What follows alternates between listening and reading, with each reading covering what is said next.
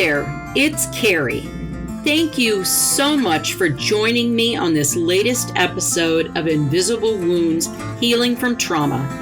This is episode 15, and we're going to talk about the fact that we don't know what we don't know. I'm so glad we're walking the path towards healing together. So just a quick reminder, I'm not a clinician, counselor, or physician. I'm a certified trauma support specialist with lots of lived experience with trauma. Also, the information presented in this podcast is for educational purposes only and not meant to replace treatment by a doctor or any other licensed professional. All right, let's dive in.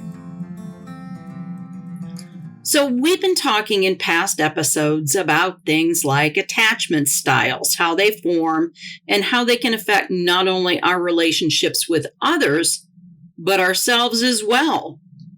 So today I wanted to talk about the fact that we don't know what we don't know. Another, well, duh moment, I know, but bear with me a minute here. This is in the context of being raised in a toxic, dysfunctional, and or abusive family by caregivers who didn't teach us things that we needed to know. I've described children before as little sponges, and it is so true. We learn everything from our caregivers.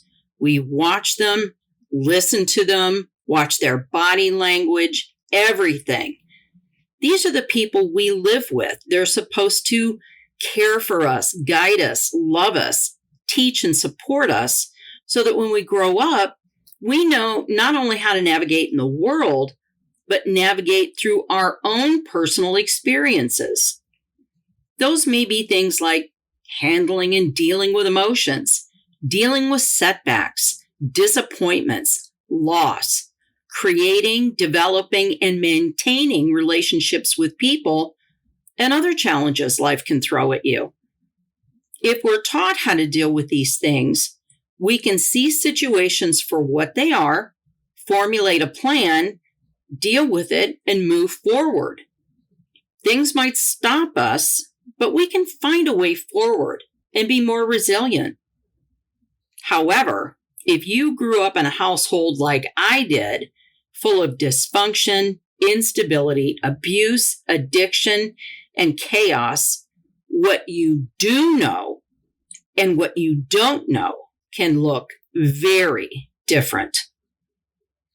I did learn a couple of useful things from my parents. My mom was very loving, very demonstrative. There were lots of hugs, cuddling, and I love yous. So I learned to be loving and how to show that to others. From my dad, I learned to work hard, and I've always worked hard. He went to work every day. And I mean, if he missed a day, and that was rarely, like if he was really sick, I thought he must be dying in order to be home from work. So those are positives, right? But even these lessons I learned got skewed. They got twisted. My relationship with my mother was completely enmeshed, and our roles were reversed. I parented her, not the other way around. And through that, I learned that love often can come with a painful cost. For my dad, work completely absorbed him to the exclusion of everything else. I did that too. At one point, working 3 full-time jobs. Not at all healthy for either me or my kids. The behavior my parents modeled for me and my sister was so toxic. With my mom so sick all the time and my dad gone traveling a lot, when they were around each other, they were either fighting, silent, or carrying huge balls of resentment around with them.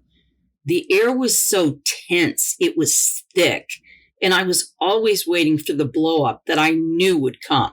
They didn't ever seem to even enjoy each other's company. I mean, they could fake it if they had to, say in front of friends or around any of my dad's business associates, They entertained a lot. We had a lot of business people over for dinner, but I knew it wasn't real. When they argued literally every night, I don't remember what it was about, but my dad was usually drunk and my mom would be crying.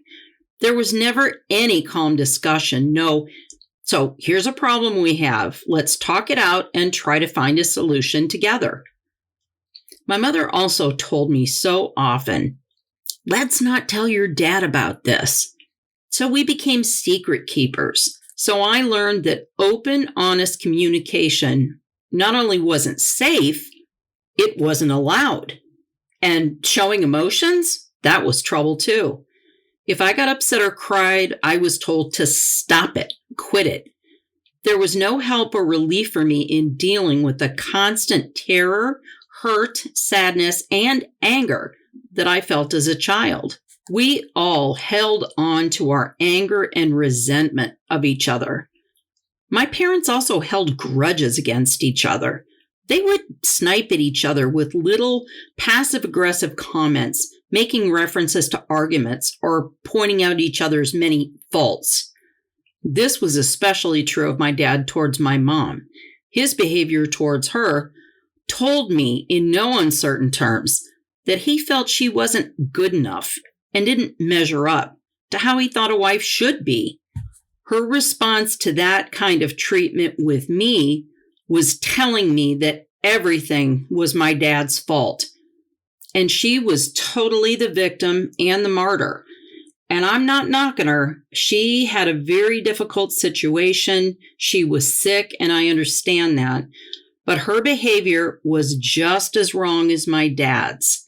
And with this kind of constant information from my mom, this only made me hate my father and become even more protective of my mom. At one point, I think I was maybe 7 at the time, she went into the hospital again. But this time, it was about 4 months. And it wasn't like all of the other hospitals she'd been to before.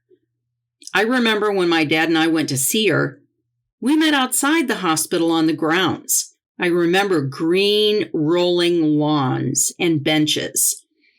We never went inside to see her, and I didn't understand why she wasn't in a room, in a bed, on the floor of a regular hospital. I also didn't understand why she was gone for so long. I remember on one visit, she had made me a bookend. It was the head of a horse, and she gave it to me. Later, I found out this was a mental hospital.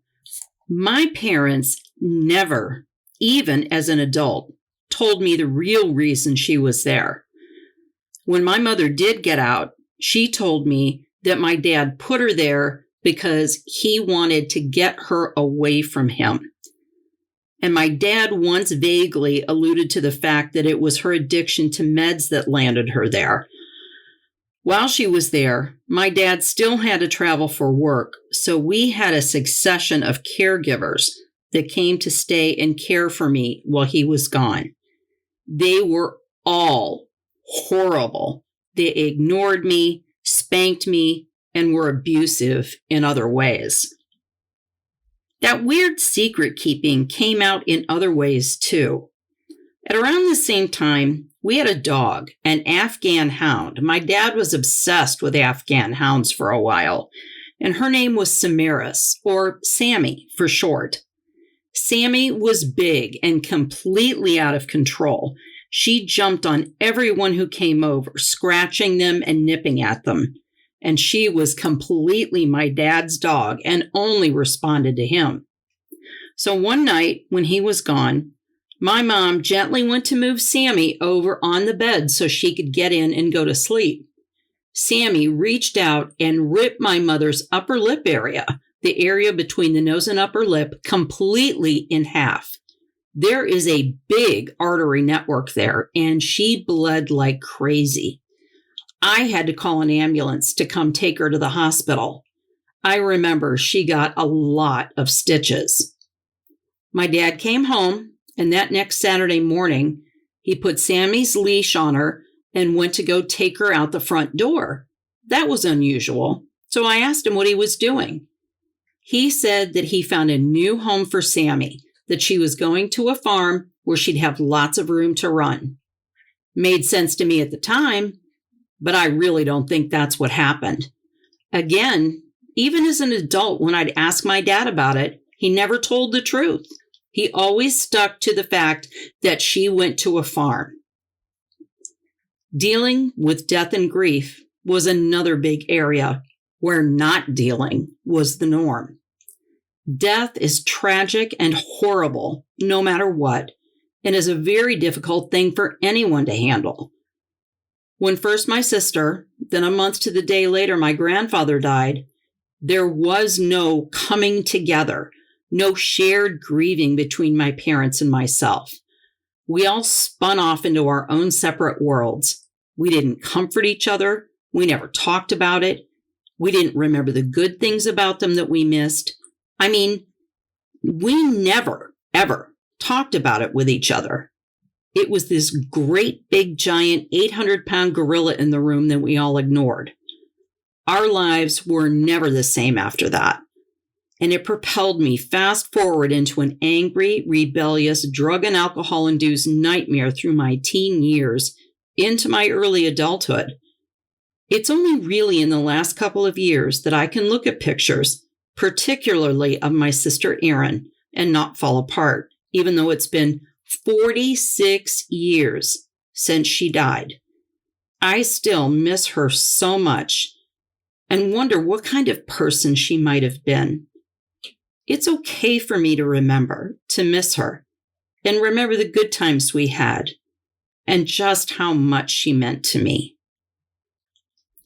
My parents also never taught me how to do much of anything in a practical sense. I learned how to cook and clean and do laundry on my own. I did watch my mom cook, but lots of meals for me were TV dinners on a TV tray in front of the TV. Really, the only way I learned how to do things was by reading directions and just figuring stuff out as I went along. I was also never taught boundaries. When I was a kid, I remember my dad wore this big gold ring with a flat head. I'd be watching TV in the living room, either sitting on the couch or laying on the floor, and he would come over and just thunk me really hard on the head with that damn ring for no reason, and it hurt. I'd tell him to stop and that it hurt, but he didn't. He did that all the time. He would also think it was funny to come over and start tickling me hard on my rib cage, behind my knees, and under my arms. It hurt. It wasn't funny, and I would tell him to stop, but he wouldn't. He kept going, even when I got scared because it was too rough.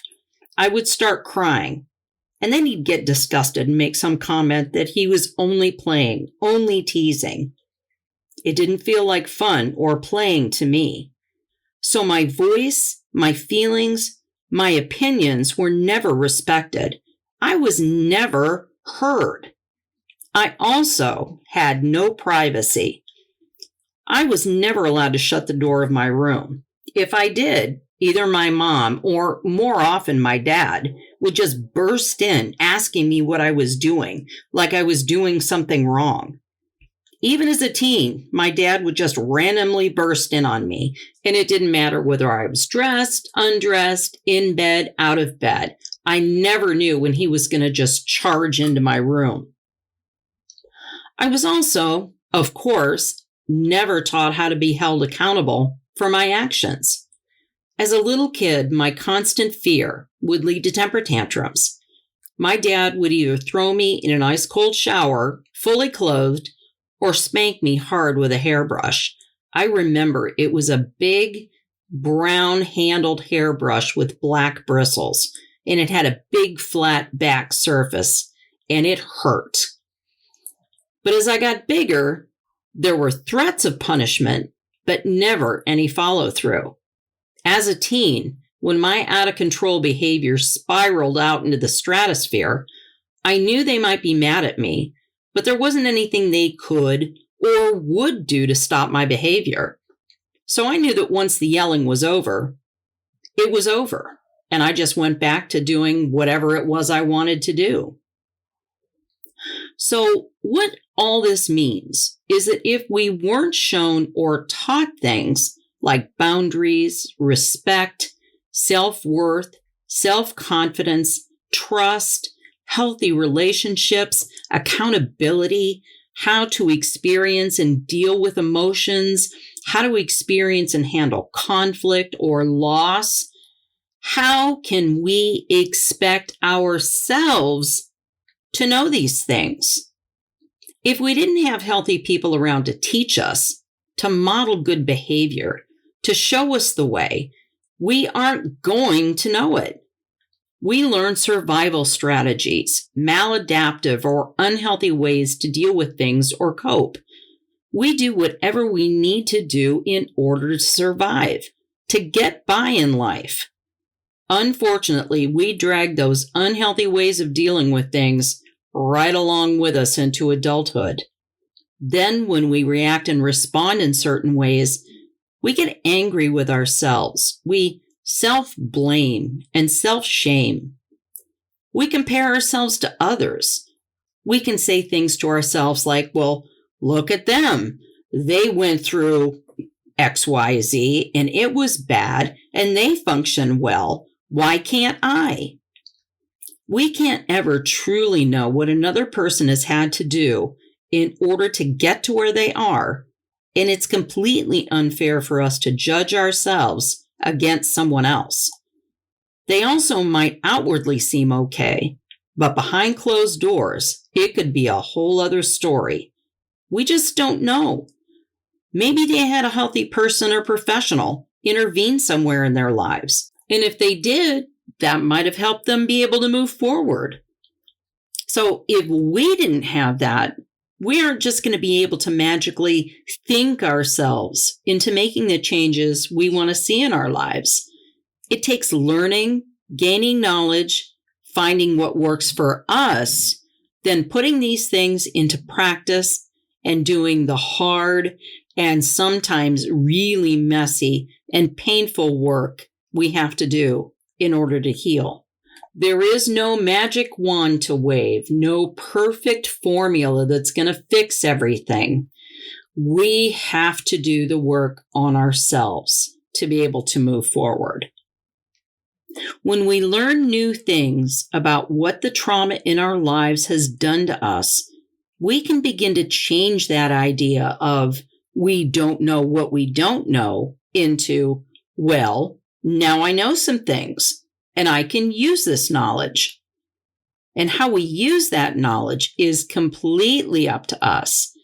We can take that helpless feeling we've had and start by putting some new things in place for ourselves, new ways of thinking and understanding. We can take back some of that power and gain some control over ourselves. And that spills over into our lives. This takes forgiving ourselves and then giving ourselves some grace, lots of self-care, self-love, acceptance. And if we know better, we do better, right? We did the best we could with what we knew at the time, but now we can make changes today, one tiny baby step at a time. So this is where I like to close us out with a new exercise that we can add to that mindfulness toolbox that we're building together. Remember, you don't have to do this now or at all if you don't want to, but you might just listen and tuck it away in your mind for future reference. The exercises I'd like to invite you to try are called havening techniques. Havening techniques use touch to generate delta waves in our brain. Increasing the delta waves in our brain can reduce anxiety, and it can change the way our brain functions. This technique is particularly helpful if you're experiencing a trigger or having anxiety. You can also use the soft havening touch along with sound, like humming a short familiar song, like Happy Birthday, or another familiar song of your choosing. I'd like to invite you to rate your level of anxiety right now on a scale of 1 to 10, with 10 being the absolute best you can be and 1 being the absolute worst you can be. If you need to write down that number that you rated yourself, you can. You can do these exercises either with your eyes open or closed. It's up to you. If you have your eyes open, have them rest on something, maybe a wall, a picture, whatever you choose. We always start with our mindful belly breathing. Breathe slowly in through your nose, your belly naturally pushing out as you inhale to a count of 5. Hold your breath for a count of 1. Then slowly exhale out of your mouth.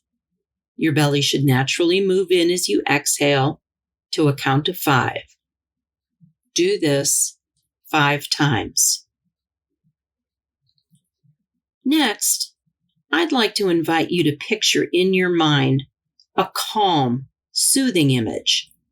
It could be anything, a place, a situation, a person, whatever image you picture that feels calm, soothing, and safe for you. My image is always a white sandy beach at the ocean, somewhere tropical, the sun is shining, blue skies and blue water, waves gently lapping on the shore. Hold this image in your mind and continue with your mindful belly breathing. To begin the havening exercise, we rub the palms of our hands against each other in a relaxed way, not with your hands stretched out tightly. Gently rub the palms of your hands together. This could be a back and forth movement, or you could rub your palms together, going one way only. You can use either hand to do this.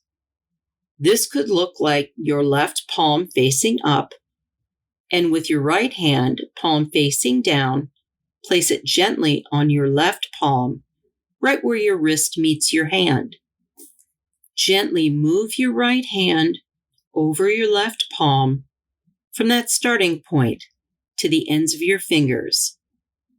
Repeat that movement for about 20 seconds or as long as you'd like. Next, we're going to cross our arms over and against our body, like we're hugging ourselves. Our hands should rest on our shoulders with our arms crossed over our chest. This is a relaxed self-hug. Your arms should be relaxed against your body, and your hands should be relaxed as they lay on your shoulders. Next, gently run your hands down over your upper arms, starting from your shoulders down to your elbows. The line you follow is the natural part of your upper arm that's there with your arms crossed. When you reach the elbow area, place your hands back on your shoulders and again, move your hands down to that elbow area. It's a gentle downward movement, picking your hands up when you reach the elbow area and moving again to your shoulders, moving your hands down your upper arms. Do this for about 30 seconds or as long as you'd like. Think about the feeling, the connection of the gentle sensation of your hands running over your arms. If you'd like to, you can hum that short, familiar song I mentioned to you before while doing this movement. It could be Happy Birthday or anything else that's familiar to you. Whenever you're ready, come back to your mindful belly breathing. Do as many rounds of it as you'd like. I'd then like to invite you to go back to our scale and rate your level of anxiety now on that scale of 1 to 10, with 10 being the absolute best you can be and 1 being the absolute worst you can be. Did your new number show any improvement in your anxiety level? Did you notice a shift? If you didn't, please don't be discouraged. If this is new to you and you find it helpful in any way, Practicing it and using it when you're feeling triggered or anxious will make it easier to do and easier to notice if it works for you. I hope these exercises are something that you found helpful, and it's more tools to add to our mindfulness toolbox that we're building together. Whenever you need to go to that toolbox and pull out any skill we've learned in order to feel more grounded, safe, and connected, do it. I have created a list of all of the techniques and exercises we've learned on my website, invisiblewoundshealingfromtrauma.com, and will add to it as we go along. I've also put each exercise to beautiful video and music on my YouTube channel, Invisible Wounds Healing from Trauma. And please subscribe if you like what you see and hear. Thank you so much for taking the time to listen today. And please keep on listening. Wherever you listen, please like, subscribe, favorite, and follow me. And what you think really matters to me too. So comment on the show. Let me know what you think, whatever's on your mind. You can find me on Facebook at Invisible Wounds Healing from Trauma, on Twitter at Kerri Walker 58, and my websites, invisiblewoundshealingfromtrauma.com and enddvnow.com. Look for my new episodes dropping every Monday on all of your favorite podcast, music, and listening apps. Please take extra good care of yourself, and we'll talk soon.